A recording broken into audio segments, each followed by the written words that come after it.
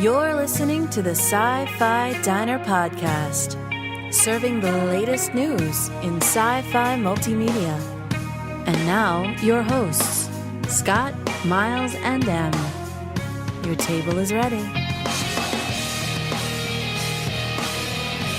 long and prosperous. This is the captain. We had a little problem with our entry sequence, so we may experience some slight turbulence and then explode.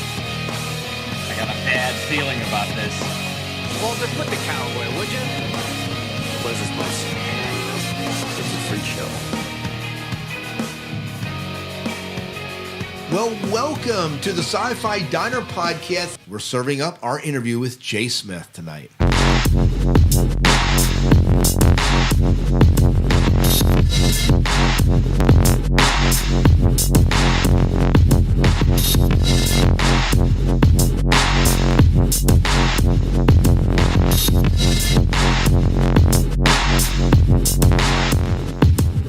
All right, well, welcome to the Sci-Fi Diner Podcast tonight. Tonight, it is just me. Am's having some internet issues. Miles, I don't know, he's all having class somewhere. But with me tonight is Jay Smith from HG World. Welcome to the podcast, Jay. Hey, Scott. It's me. I drive people away, so I That's apologize. right. Hopefully not. Well, you know, honestly, Jay, we're introducing you like you've never been on the podcast before, but you have. At least your voice has been on, because we aired a ton of interviews from Infect Scranton last year. And so they would have heard your voice interacting as we introduced the different segments, The Walking Dead, the Romero series, and then we did then you interviewed that guy from Ghostbusters no one ever heard of before, Bill Murray. Dan Aykroyd. Oh, see, I didn't even get it right. If I had gotten Bill Murray, that would have been a completely different planet. Was he even in? He was in Ghostbusters, right? Yeah, well, yeah, he wrote it. Yeah. See, so I at least I was in the right genre. I don't know why I couldn't remember the name, but it's all right. Yeah, I'm sure he doesn't mind. I'm only drinking coffee. Yeah. See, I don't even need anything else to be loopy tonight. But anyway, so Jay, how are you doing? I'm doing well. I just got back from Seton Hill University, my first term in their MFA writing program, which was 5 days of just 12-hour days of working and living with a lot of really talented, creative people and not having a chance at all to actually write. Just being in classes about writing and listening to people who are professional writers, people who are actually published and are aspiring. It's just very energizing and very rejuvenating. And I've been trying to spend the last couple of days getting into HG World's Season 2 and writing my thesis project, A Billion Smithereens, and trying to get back into that craft again. So it's been really, really fun. Awesome. Well, now, did you find as a writer, it's not like you're saying, oh, I want to be a writer, let me go to university. I mean, you've been writing for a while. Going in there, having tested your chops in the writing world and been out there and publicizing your work, both through HG World and other writings you've done, do you feel like it gave you a different perspective going in than maybe some of the people, or were all the people published writers? I mean, how did that work? No, there are a few published writers, romance writers, and some science fiction writers in the class. Obviously, the mentors and the professors are all published. But yeah, I mean, I think I come from a unique perspective because I was the only person there, with the exception of one of the profs, Scott Johnson, who had any experience at all in audio drama. So everybody else is prose or poetry in one popular fiction genre or another. But the question that's asked is, have you been published and where? And my only answer is, well, I've got a couple things on Amazon.com, but I wouldn't necessarily call them published. But right. I do have 5 years worth of audio drama, and I have a listenership of X and all this other stuff. So, it was interesting because I came to it with a different answer than I think I got from others. Well, it was a nice mix of backgrounds. That's interesting because you ask, well, have you been published anywhere? That a couple of years ago, that would have been a very cut and dried answer. You either are published in some sort of publication or not, but with the advent of the web, podcasting, audio drama, and so many other mediums, that becomes kind of a nebulous question now. Mm-hmm. I think it really comes down to what direction is the money flowing? If the money's going to the writer, then you're doing something right. If the money's going away from you in terms of you're paying for the bandwidth or you're paying for print on demand or whatever it is, that's the opposite direction. I think that I'm trying to get the current to flow in the opposite direction, so I'm making more than I'm spending. You know what I mean? Right. Yeah, even if it's just a little bit, right? Yeah. So, and that goes for podcasting or writing your next novel. Podcasting does cost money, as you know, and I don't think a lot of listeners understand the time that you're investing, as well as swiping the debit card to pay your bandwidth every month, and sound effects and music and all that other stuff. Yeah, certainly. I mean, you deal with the hosting, and you pay for unless you're going to go with some of the free hosting, you pay for your hosting, your website, you pay for the Libsyn, even though costs can be minimal. But you could be looking at a couple $100 a year. And that doesn't mean, if you need to upgrade equipment, then the price tag goes even higher. But agreed. But yeah, so you definitely want to. I haven't gotten podcasting flowing the right direction yet. I'm going to be honest, Jay. So very few people do, yeah. And I hear that when we work with John Drew, and he goes through monthly expenditure, and he's got all of these shows under his umbrella now, and it has to cost something. Yeah, he just does it out of the love for the medium and genre, and just to get his work out there. Well, I think, and honestly, I think that's the reason we started podcasting, was to share our ideas, our work, our interviews, our stories, and give them a platform. And while we want to get paid, if we don't, it doesn't mean we're going to stop doing it. Oh, I agree. I agree. So. I didn't get into HG World to get paid, and we've been doing this for 5 years, and if it's going to cost us more down the road.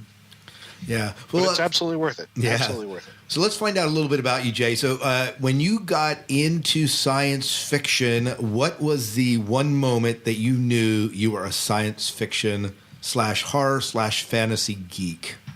Wow. Well, I grew up on syndicated television broadcast, so probably reruns of Star Trek. At least that got me interested in it. Probably when I first read Repent Harlequin Said the TikTok Man by Harlan Ellison. Oh. When I got to the end of that story, that's when I knew I wanted to write speculative fiction. I didn't even know who Harlan Ellison was. He wasn't a personality. It was just the craft in the story that made me say, holy shit, this is awesome. Well, that story I still teach to my kids. Each year when seniors that come through my class, they read that story. Mm-hmm. And it's just as fresh now as it was when it was first written. Just as relevant. Timeless. Yeah. If not even more so, because I find that as we become more infused in technology, that we suddenly are required to be places on time and answer emails in a timely fashion, at least in the professional business. And suddenly, if you don't, you're late. I mean, I think that especially in American culture, it's such an irrelevant. We're so geared and put out our time. So, not to mention that it's one of the only Harlan Ellison stories I can actually teach. Wow. As far as language goes and content. That's true. So. Well, it's an interesting. It dovetails nicely into audio drama because I really wasn't an avid reader. I have a very short attention span, which for what I do is kind of a drawback. But I got into speculative fiction by listening to old time radio. So Dimension X, X-1, Escape, all those anthology shows which were written by the masters, that's what really turned me on to the storytelling in short form. So I'd go through my dad's archives, or I'd go to the library, and I'd have all these cassettes of H.P. Lovecraft and Robert W. Chambers, and just people I didn't know their names. Just I was so engrossed in their stories that I realized that I wanted to write that stuff one day. But I was always entertained by the format of the storytelling in audio drama, and it didn't need to be over the top. It could be for a general audience and still tell a good story. It didn't need to be profanity. It didn't need to be mature themes. It just was just as good in the 1930s as it is in 2014. Yeah, for me, one of the things that really sold me on Harlan Ellison, for example, is, have you ever heard him read his stuff? Yeah. He is just a absolute phenomenal reader, in my opinion. And he is, yeah. And so each year I bought. I think he has 2 collections out. He might have more now, but he had 2, and I bought both of them, and I play them. I play the Repent Harlequin. They read it, but they read along with him reading it, and he's just a great. That's great Midnight in the Sunken Cathedral. Is that what you have? Yeah, I have. Well, there's that one, and I Have No Mouth and I Must Scream is the other one. Yeah. Mm-hmm. Yeah. So, but man, and I own a lot of his collections, and I've read through them, and they're just phenomenal collections. But I haven't, not some of his most recent stuff I haven't, but yeah, his On the Road series, I forget who publishes them, but recordings of his lectures and his nonfiction work are just as good. They're great to listen to because he goes off on rants that make Dennis Miller look like an amateur. It's great stuff. Yeah, well, I'm gonna have to check it out. You said that's On the Road Press or something like that? I believe so. There's, I think, 4 or 5 different versions. And hey, I have access to the internet, so why don't I look it up for you? Oh yeah, we are recording live on the internet, so we could find it out, couldn't we? But yeah, Deep Shag Records, yes. On the Road with Ellison, volumes 1, 2, up to infinity. There you go. So if he can make a buck at it, he's going to do it. But that, I mean, it's worth it. Yeah, we say that, but in all fairness, he's one of the few people I would say is really worth doing that. So, but yeah. So where were we at? Oh, stuff that we got in, how you got into science fiction, and some of the stuff that influenced you growing up. When did you know? When did you know, Jay, that you wanted to be a writer? Let's take that angle. I think when I had exhausted every other social and technical skill, then realized that writing was the only thing I could really do well. I mean, I wasn't going to go out for sports. When I was in high school and junior high and back to elementary school, I was in theater and I was in chorus, but that really didn't interest me all that much. So my father thought I was a danger to myself and others by handing me tools, so that didn't last very long. Basically, I had a typewriter, I had an Underwood, and as long as I could crank out stories, I was happy. You know, I could just bang on an old typewriter, put out a story that wasn't all that good, but I was getting better, and it seemed to amuse people. So when I started to get reactions from people reading my stuff, saying, "Wow, this entertained me," or "That was funny," or "That scared the crap out of me," I thought, "Wow, you know, I could. That's something I really want to continue doing." So they encouraged you by chuckling at your stories, and suddenly it was like, "Oh, I got to write more." Yes, this actually works. I can continue doing this, and people will, if not like me, they like my stuff. Do you still have your Underwood? No, that unfortunately, that's in a landfill somewhere. Yeah. Well, you know, for me growing up, it wasn't. We may have had a typewriter growing up, but I don't remember using it much. When I went to college, it handed me the big, bulky word processor with a 3.5-inch floppy disk. But oh yeah, you remember those things? Yeah, they were classic. Yeah, there's the electric word processor with one line of LED text that you could go back and correct. Yeah, thermal paper. Oh man. 1980s technology, very creative but impractical as hell. Yeah, but you know, for the time, it was cutting edge. It was cutting edge. Yeah. So you could write it all out and hit print. It was like a machine gun going off for an hour. It was awesome. Yeah. So 1990 is when I hit college with that thing. By the time I exited college in '96, we had computer labs of just bank after bank of computers, boxy computers in comparison to today's standards, but still. Yeah. But yeah, well, very cool, very cool. So that kind of got you going. And did you always write kind of in that whole speculative sci-fi fantasy horror vein? Yeah, I think I got into it because I didn't have to know anything real. You know, when you're young, you don't know a whole lot. What you learn is on television, and you don't have a whole lot of life experiences to draw on. At least I didn't. So being able to invent something whole cloth and saying, "This is my fantasy world that I've created, and the elves are this way, and the magic works that way," that was a bit of a conceit. So scaring is universal. Kids especially, they are always scared of something. So I can write a scary story and draw on that primal urge that everybody has. But in terms of writing something of an emotional depth, I had to grow up a lot before I could write a general popular fiction story, I think. Right. Hey, you got to start somewhere, right? Yeah. And that's not to say that fantasy and science fiction are cheap, because I just heard a lot of my classmates draw swords on me. It's more about The real story requires an emotional depth that you typically don't have, and that's required. If you read George R. R. Martin, that emotional depth is there. Right. But when you're a kid, you can fake it. Right. You know, you get away with writing a cheap swords and sorcery story, and people go, one day he's going to add something to that's going to make it a good story. Yeah. But it's a good start. Well, I think about that when you take even pop sci-fi movies. Many of them do lack the emotional depth. Not all, but many do. And then you get a movie that comes out like Gravity that's not really hailed by sci-fi community as being, ooh, look sci-fi, but it is. But there's huge emotional depth. So much so it gets popular attention. And so I think that when you have characters that have that emotional depth, it really doesn't matter what genre of story you're telling. They have to have it. So, yeah, I think it was a comfortable training ground for me to ape a lot of the existing stories that I had heard and try to do twists to them. And then when I was ready, I going through a lot of the things that I went through in college, having kids really gives you a lot of experience that you can draw on. That you start to feel pain and fear that you didn't expect in life. Mm-hmm. That tends to lend itself to the tension and conflict in your stories. Oh, yeah. So reaching 40, I think I've achieved a level of fear and loathing that helps me tell something that resonates with other listeners and other readers. Awesome. Well, so let's talk about the series that we've kind of mentioned here. So you began writing a series, HG World. When did that process begin for you?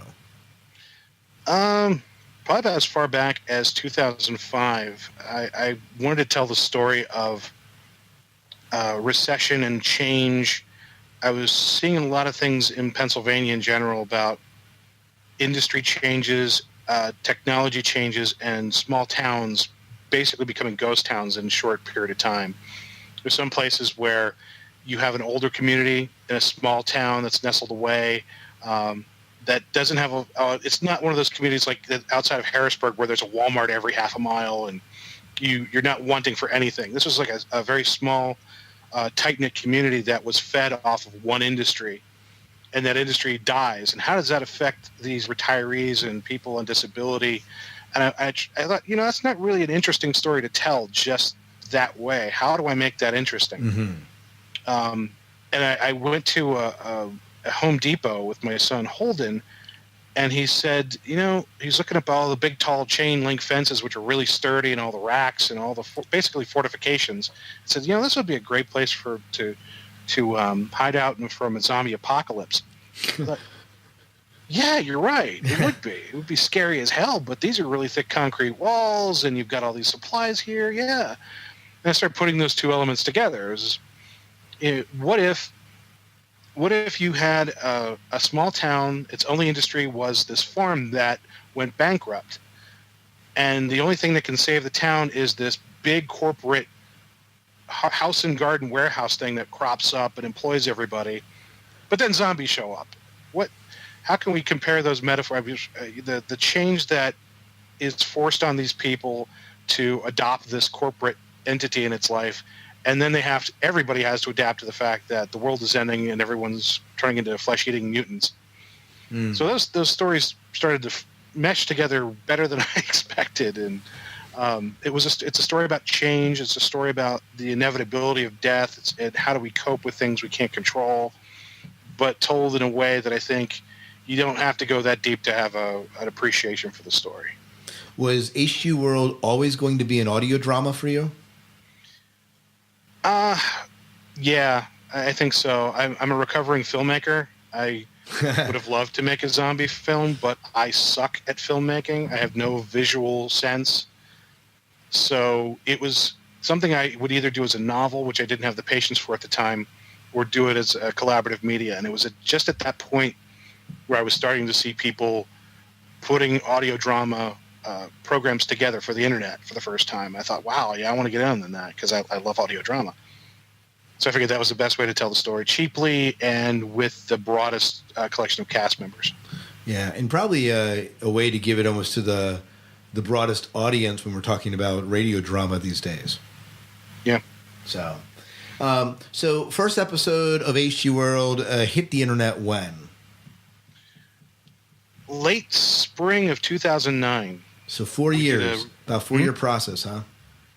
What's that? It was about a 4-year process for you then, from the beginning of the idea it was an off and on idea. I mean, life intervened, and it didn't really come together as a real story for a while, yeah. Oh yeah.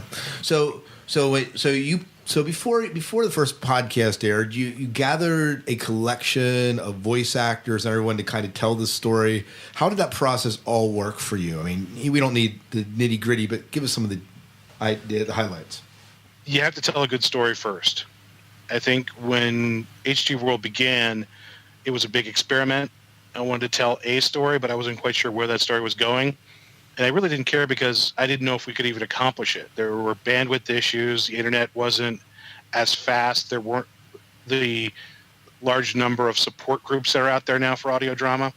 So I was able to do one episode, and I thought, if we succeed in this, then we'll see what happens. I was able to get a small group of people who I'd met on LiveJournal and Facebook to just lend their voices, low tech. And once we had proof of concept that we could actually do this and put it out, we started getting feedback. People actually liked the episode and they wanted to hear more.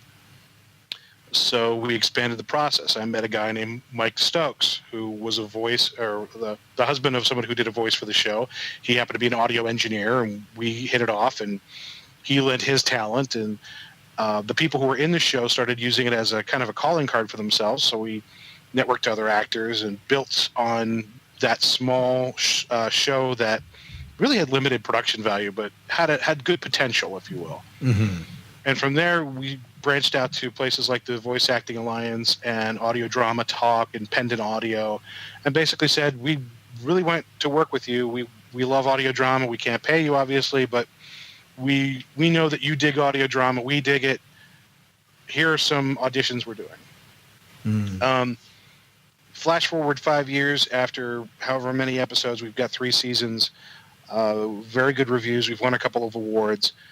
I started a new project called Hidden Harbor Mysteries with Brian Lincoln, who's a producer on HG World. And the first thing Brian said to me is, I want to know the beginning of the story and the end, and I want to know the process that you're going to use to get from one to the other. Because HG World is a lot of fun, but we don't have a map to the end, and we don't know how long it's going to take. And I don't want to be doing this show 3 years from now and still not know.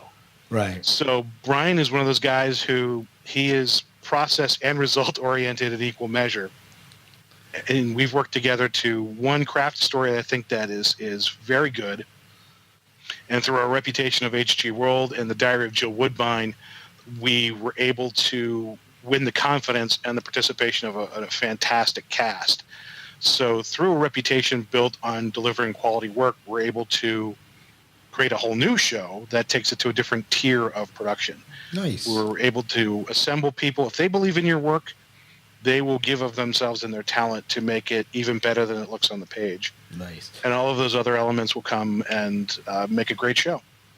Well, so let's give our listeners who may not be familiar with the work just a short overview. You mentioned, let's do HG World, let's do the Diary of Jill Woodbine, and then let's do Hidden Harbor Mysteries. Can you give us a short synopsis of each of the shows that you kind of have out there? Sure. HG World is the story of people who are surviving the zombie apocalypse. We don't get into a lot of zombie gore because it's audio. You really can't focus on the dead so much as the living.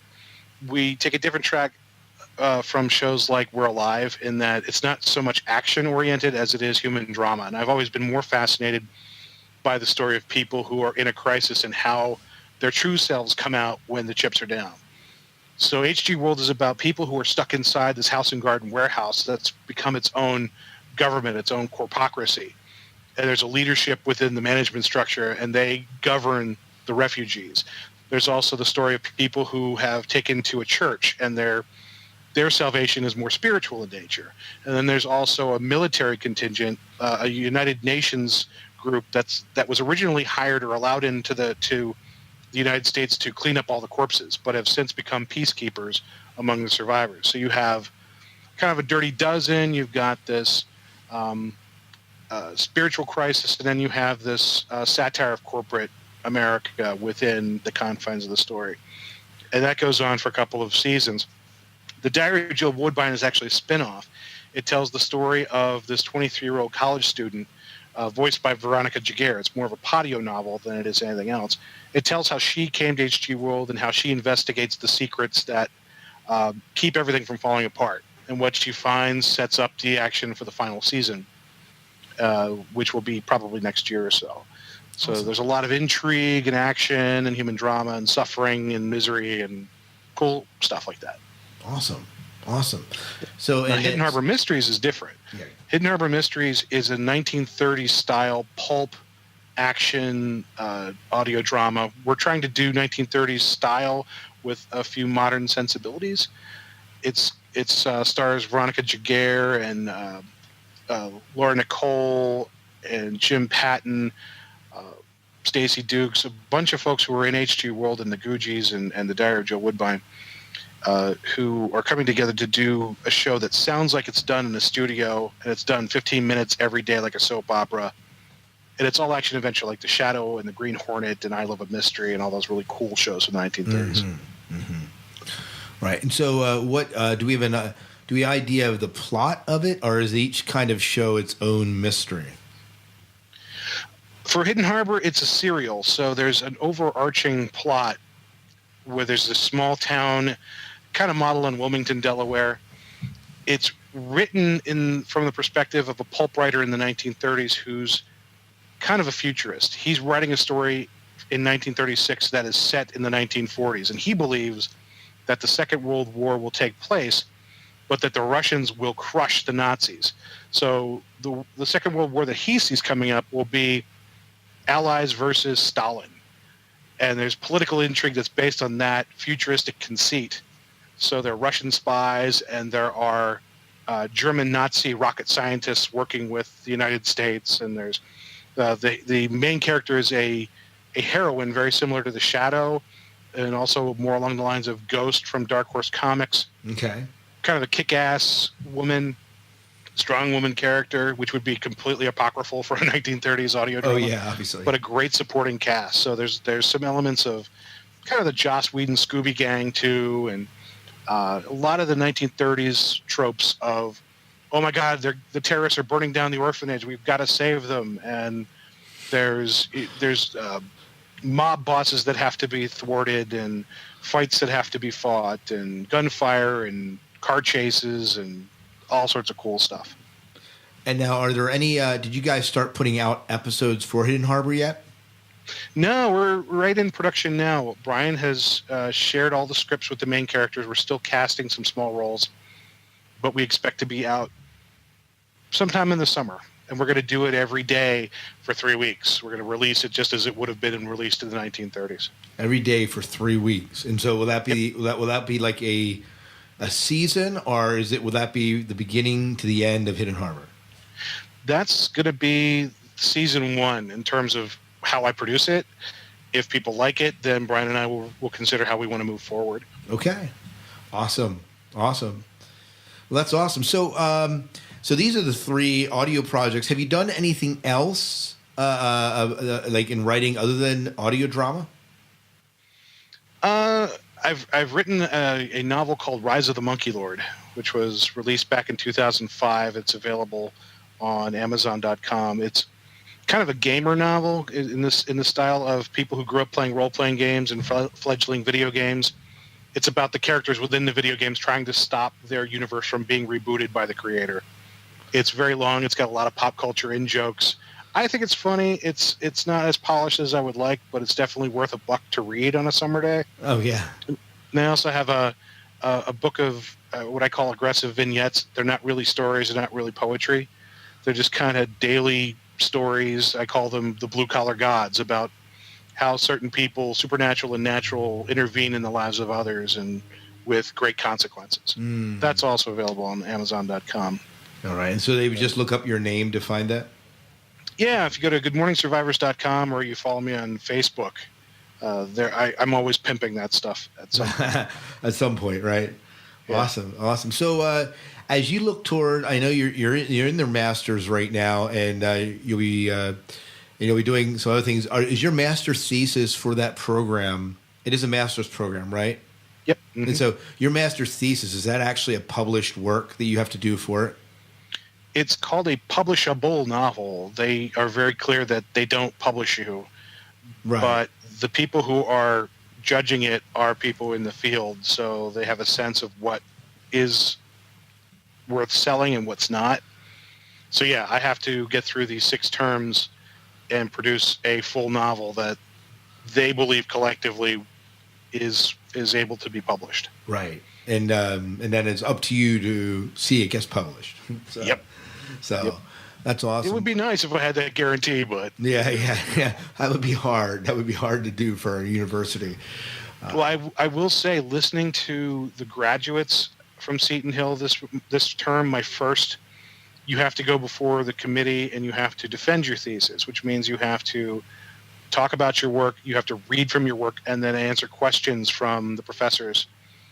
There were some fantastic works of fiction coming out of this graduating class. On my website, I'm going to list some people that you should look out for, because if you're on the ground floor with them, you're going to get some great work. There's one woman that I met there, Stephanie Wojtowicz, who I feel is kind of like Anne Rice if she were sung by Janis Joplin. I don't know if that makes sense, but it's rock and roll horror. It's very cool. The way she reads, it's dynamic, and the content is like nothing I've heard before. And there are a couple other folks, but she's a great example of the quality of work that comes out of that group. It's stellar work. So I'm looking forward to the challenge of even meeting their quality. Awesome. Well, and you have six terms to do it, right? Yeah. No pressure. Yeah. No. 3 years will go by fast. So is it going to be over 3 years, or is it a shorter program than that? It's a little over 2 years. Okay. So typical master's program, they're residencies, so it's not like I'm doing everything online. I have to go and take these classes in Greensburg, PA.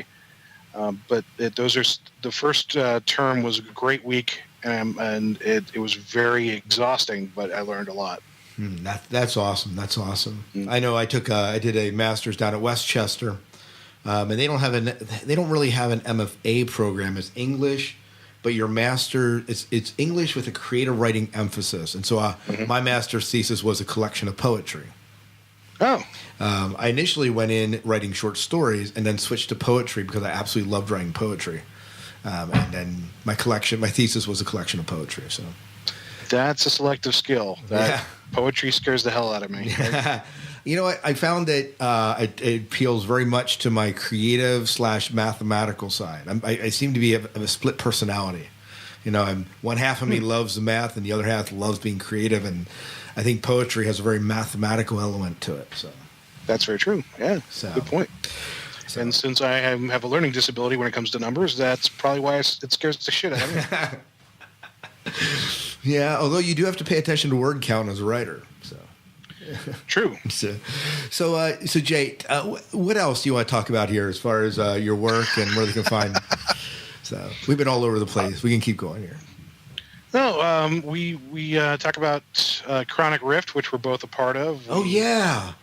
Had some fantastic conversations about $6 Million Man and Batman and all the stuff we watched growing up. Yeah. So it's been great working with John Drew and the Chronic Rift regulars and just telling those stories. You've been on a lot of their podcasts? I was on in the beginning quite a bit when John first started. There were the roundtable sessions. Okay. We would sit around and bring something to the table, as John would say, and I would pimp something that I saw in a movie or a television show or something. Since it shifted over, John's been nice enough to ask me to come on and talk about shows from time to time. We talk about zombies. I'm kind of, along with Arnold Blumberg, I guess. He kind of calls me too. So it's nice to be part of that little group. Oh, nice. Yeah, we haven't been on any of their shows yet, but we are part of the whole the network of shows. And I know that I met John one time. He was at I think he was at the very first Shore Leave I went to. And then after John's a good guy. And then I don't think he's been back to Shore Leave, or not that I've seen him. No, I don't think he travels a whole lot. He's a teacher. He doesn't, like you, he doesn't have a whole lot of time to travel. And I think he pretty much saved up all of his milk money to go to Dragon Con last year to meet Lee Majors and Lindsay Wagner. Yeah. So he cashed those chips in. That was a good bet for him. That was a lifelong dream. Oh yeah, and not to mention he was able to run a panel with him. That was awesome. Oh yeah, it was like Christmas. Look at his face in the video. I know. Interviewing those two. He was 12 years old. He just unwrapped the freaking RC race set. It was great. My favorite part of that video was when you got the guy that voiced the computer to actually do the computer voice again. Yeah, I think he taps into something that we all retain about our childhood, that love of those shows. I've had conversations with him where I can't remember a title or even a story, but I remember how I felt watching those shows and how cool it was to see Lee Majors kick a Sasquatch's butt. I don't remember anything else. It was just awesome. John will quote chapter and verse about, he knew who was on the production team. He knew all the supporting cast members and all this other great stuff. It's so infectious to talk to somebody who has that passion. John, yeah, okay, yeah. I'm just impressed that people can retain all that stuff. Yeah, I'm not. No. I'm not there. Miles is there with Star Trek. You drop one line, I bet he can quote it, the episode and tell you who said it and to whom. And I'm not that way with really any. I don't think any genre. That whole group of friends, I swear, if you talk to Keith DeCandido or John or Orenthal Hawkins, and you get on a topic, they will know the most detailed information about that show. Orenthal Hawkins just sent me this whole series of Gatchaman on DVD. I saw that because he got the Blu-ray, he upgraded, so he's got to send it somewhere. And I'm okay. Like, why did you send this to me? And he starts quoting off all this stuff about it, so I knew what I was getting into. Like, dude, I'm going to forget 90% of what you just said as soon as this conversation is over. I don't know how you retain this over the decades, but God bless you, man. I think I'll watch a show. I don't remember Ghostbusters is my go-to movie. I just remember that I haven't seen it in probably over 2 years. I can't quote it anymore. That scares me.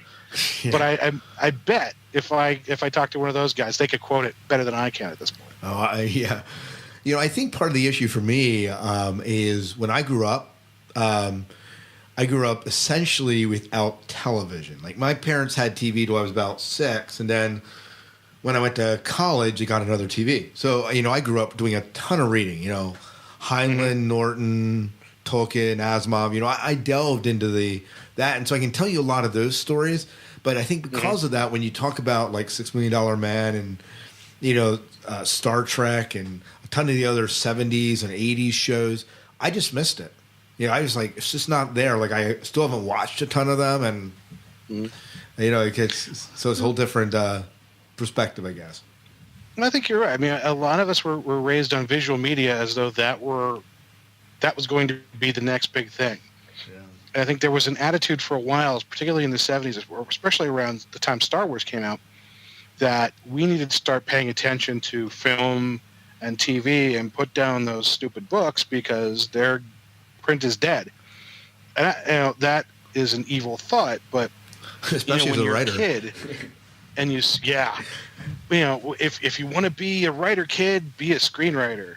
Don't get into radio because there's nothing for that. But writing for Battlestar Galactica, that was a goal for a lot of my friends. Writing a novel, not so much. So there was definitely that culture that said, pay attention to Battlestar Galactica and Space 1999 because that's your literature, kids. That's what you're going to get moving forward. I don't agree with that, but when you're growing up, the flash and the explosions tend to make you stupid, tend to pull you in and keep you there. So, I was a child of Star Wars. So, if not for Star Wars, I wouldn't have gone on to read at all, really, because I thought, there's a story there, and I really want to learn how to tell that. Right. But then, I also liked Buck Rogers in the 25th Century, and that was one of the worst pieces of crap on television for 2 years. Yeah, but it was fun, wasn't it? Yeah. Erin Gray, I owe her a great deal of thanks. Well, in a lot of ways, what you were saying, well, being very true in the 70s, maybe early 80s, when the internet came along in, the late 80s, after we got out of the bulletin board era and into the actual web, and we began to do some of that media, suddenly the internet has begun to revive, in a way, some of the movie genre and some of the ways you can tell even short vignettes of stories, like in YouTube. And podcasting has certainly brought back the radio drama into a new, or brought the radio drama, patio drama into a new era, and even has given authors a way to communicate their stories in a whole new fashion. That really kind of takes that whole thing that print is going to be dead, has kind of taken it and kind of flipped it on its head. Absolutely, I think back in the 70s there was an arrogance about technology that it was going to solve everything. And it was going to transform media, and I'm glad to report that it obviously was not the case. I don't think back then they would have anticipated audio drama coming back, or even audio books coming into their own using computers. I think there wasn't a connection between old media and new, but it was nice to see that you not only you have stories to tell, but you have a way of connecting actors with new material in ways that they never had. You had a lot of people who, if they wanted to be an actor, their greatest aspiration was to be involved in community theater. That was it. Right. And hopefully there was a part in that they could play. Otherwise, there would be chorus again. But I have actors on 4 continents now who have the opportunity to play Hamlet, to play Streetcar, to be the character they've always wanted to, but they just didn't look the part, or they didn't have time to commit to 30 hours of rehearsal, or they didn't live in Melbourne, or whatever the problem was. The technology has transformed art in such a profound way that you're able to get the Scott Siglers and the T. Morrises and the Brian Lincolns and all of these great writers who are creating an incredible work and get it before the masses. So your literature has really started to find its renaissance.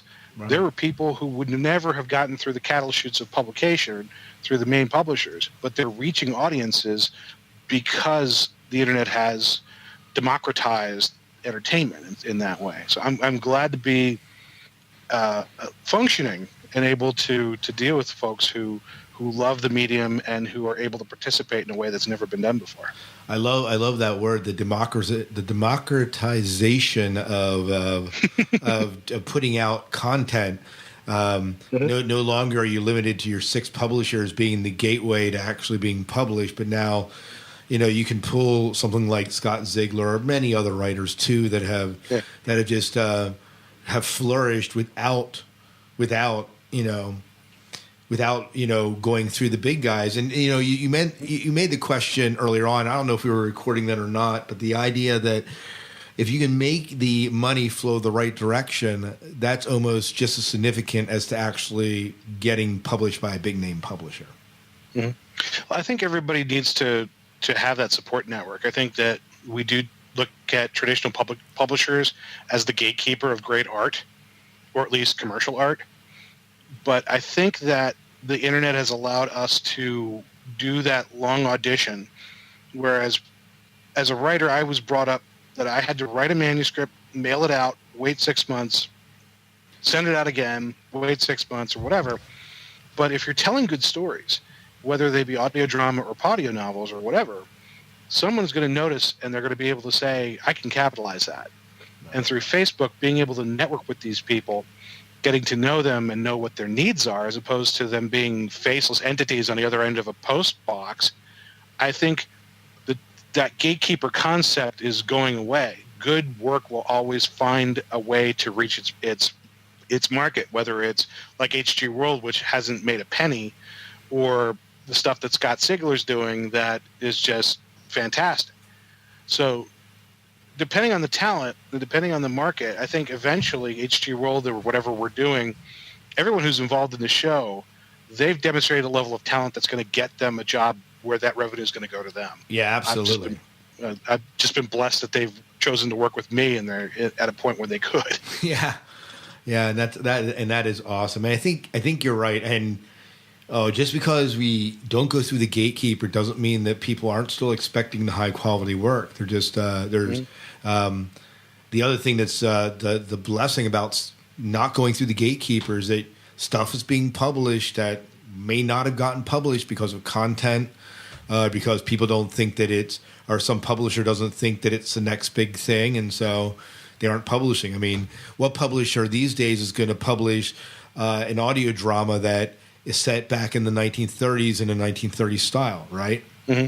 True. So this gives you an audience for it. But. Absolutely. Yeah. And I think this whole concept of if I take it back to Seton Hill University, there's a lot of talk about workshops. People have their work, they bring them up to class for review. And sometimes the reviews can be brutal. Sometimes they're very honest, they're very supportive, but it definitely shows you all the flaws. A lot of writers are very scared of that process. They don't want to share their art with the world. They don't want their darlings to be destroyed by other artists or feel inferior. One of the things about not being published, but not having to go through that process, is that there's a very low bar of expectation. So HG World goes out there, it's out there. Whoever's listening to it has every right to come back to me and say, this sucks. Don't do this again. Right. And we get that. We get a lot of people who are very much, this is awesome, or this sucks, or this sucks. But also in the middle, we have this body of listeners who will distinguish between the two. And a lot of audio novelists, a lot of audio dramatists will have people who come back and hold them accountable as they hold me accountable for any time that if they've spent an hour with my show, they feel that free to give me criticism about how they spent that hour. You know, it's the same thing with your show and John's show, where you ask them to commit an hour of their lives to what you're creating. So they're going to come to you and they're going to tell you every blemish that is on your product. And that to me is, that steeled me to any workshop I'm ever going to go through. Yeah. Here's my work. What do you think? Yeah. I've got some Facebook comments and I've got stuff on iTunes that, I would have given up writing a long time ago if that had crushed my soul. Right. But, it's one of those things that, we know we're doing good work because people are coming back. We know we're doing good work because people are taking the time to say not only what's awesome, but what sucks. Yeah. Yeah, I think that for us, it's not so much the content we're putting out, but it is what we say. If they disagree with something that we say on the show, they dish it right back. And that's kind of where, for us, where our listener feedback episode, because we're able to kind of respond to that, and we can be chastised when we get something wrong. And I think that, and I think for me, if a listener is willing to commit an hour to my show or your show, and they take the time to give me feedback, good, bad, or indifferent, then that is a valuable investment. And even though I may not like what they have to say, I'm going to at least consider it, Yeah. Because that's... Well, we're in an environment where anybody with a microphone and an internet connection can have a show. Oh, yeah. Let's break it down to its bare minimum. I know a lot of people who don't have anything to say at all, but they're very proud of their podcasts. And the worst that they can get is silence. Some people think that silence, it means support or acquiescence to what they have to say, but really that's the death knell for our industry. Oh yeah. If you're putting 2 or 3 hours a week into a show and your numbers aren't there and no one cares, is it really worth continuing to do? Yeah. But at least in our case, we've got people who regularly come back. They make our shows part of their lives in some modest way. And we deliver a service that they feel that they're comfortable. They feel that they're part of our community. And that's the greatest part of this whole process, is that they feel included. They feel not an entitlement, but an ownership in a way to the art. That means we're doing something right. Yeah, absolutely. Yeah, absolutely. Couldn't agree with you more. Well, Jay, where can people find out all about you and your work? And if they want to, delve into some of it and follow you, how can they do that? Well, if we haven't bored them away yet, you can go to goodmorningsurvivors.com to see the list of tracks for HG World. You can go to my Facebook page, Jay Smith, audio dramatist and author, or just look up Jay Smith and look for me there. I'm on Twitter as J. Andrew Smith, but I usually just hang out on Facebook. So if you want to learn more, go to the website, or you can ping me on my Facebook page. Yeah, absolutely awesome. Well, thanks, Jay, for joining us here at the Sci-Fi Diner tonight. And finally, we were able to do an interview. We've been talking for quite some time about having you on, and it just never happened. So, yeah, well, thanks for having me, Scott. Yeah. It's good talking to you. Yeah, it's good talking with you, and we'll see you at Farpoint, I guess. All right, take care, man. Take care. Bye. Thank you so much for visiting the Sci-Fi Diner. We hope you enjoyed the food and the service and the conversations. If you'd like to share your thoughts regarding what we've talked about, or tell us what you're watching or reading, flip open your communicators and contact us at 1-888-508-4343, or click the SpeakPipe link at sci-fi-dinerpodcast.com, or send an MP3 or typed email to sci-fi-dinerpodcast@gmail.com. You can also join the conversation on our Facebook fan page at facebook.com/sci-fi diner. We'll share your thoughts on our listener feedback show. If you'd like to support the diner beyond the conversation, you can always throw some coins in the tip jar at sci-fi-dinerpodcast.com.